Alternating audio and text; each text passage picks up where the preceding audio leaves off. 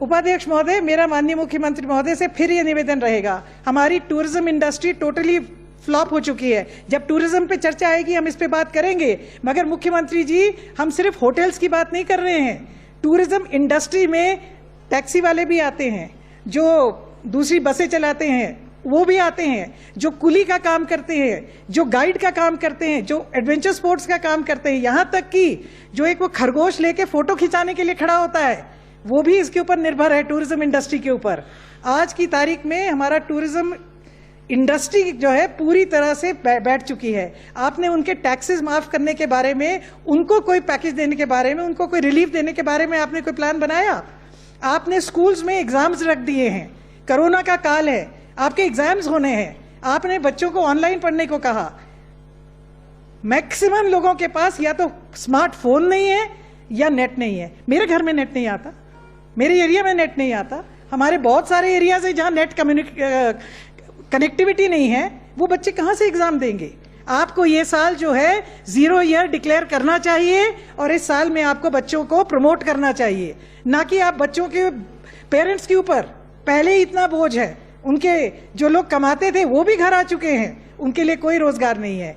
आज हिमाचल प्रदेश हिंदुस्तान के इंडेक्स में अनएम्प्लॉयमेंट में 5वें नंबर पे पहुंच गया है, नंबर 1 बीइंग हरियाणा।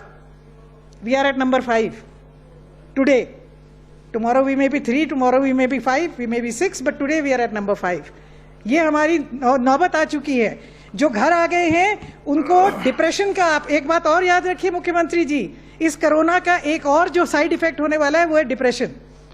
लोगों को डिप्रेशन होने लगा है और जो मुकेश अग्निहोत्री जी ने कहा, लोग सुसाइड करना शुरू कर रहे हैं, दे आर डिप्रेस्ड।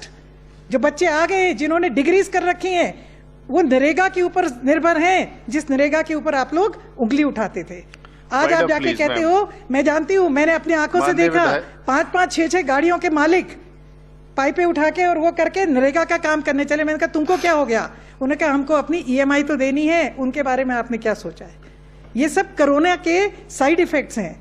आपको गवर्नमेंट ऑफ इंडिया आपको GST का आपका वो नहीं दे रही है, आपको लोन लेने के लिए कह रही है। आप 60,000 करोड़ का लोन पहले आपके ऊपर है। ये मत कहिएगा कि हमने लिया या आपने लिया है। 2 second, 2 minute. I am a mover, I am a mover of the resolution. नहीं, mover I am one of the movers of the, no both of us.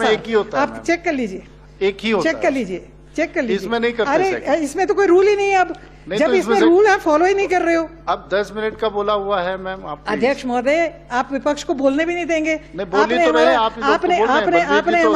MLA निधि बंद कर दी, आपने सारे जो राइट्स हैं वो लेना चाहते हैं, अब आप बोलने भी नहीं देंगे। ये हाउस ही तो एक जगह है कि जहां विपक्ष के बोलने का समय होता है। पक्ष की तरफ से तो मुख्यमंत्री जी बोल देंगे, हाथी के पाँव में सबका पाँव, उसमें कौन सी बड़ी बात हो गई? टाइम तो फिक्स रहेगा ना मैम। सारे कोई बात नहीं, कोई बात नहीं। आप please you cut me short, you do the undemocratic thing that you are always doing. आपको प्रजातंत्र में विश्वास ही नहीं है। इसमें मैं क्या कर सकती हूँ? You are wasting my time. इसीलिए तो 67 अलाउ किया। You are wasting my time. नहीं, you are wasting my time. Bind up करें प्लीज। उपाध्यक्ष महोदय, अब आपने देखिए, आपने हमको डिरेल कर दिया। मैं आपसे निवेदन कर रही थी कि जो टूरिज्म इंडस्ट्री और जो ये स्कूल्स का विषय है, इसको आप गंभीरता से लें। टूरिज्म इंडस्ट्री ही नहीं, जो अनएम्प्लॉयड हैं इसको आप गंभीरता से लें। विधायक निधि जो है इसको आप गंभीरता से लें। आज अगर हमारे पास विधायक निधि होती तो हम पंचायतों में छोटे छोटे काम देते, जिससे कि लोग उस काम में लगते और वो पैसा वो कमा सकते थे।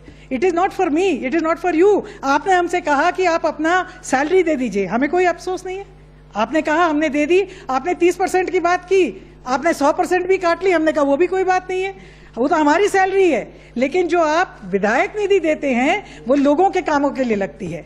तो लोगों के कामों के लिए लगने वाली चीज अगर आप देंगे तो वो पैसा जो है लोगों की जेब में जाएगा, वो लोग जो है कमाएंगे, जो काम पे लगेंगे। आज देयर आर नो वर्क्स।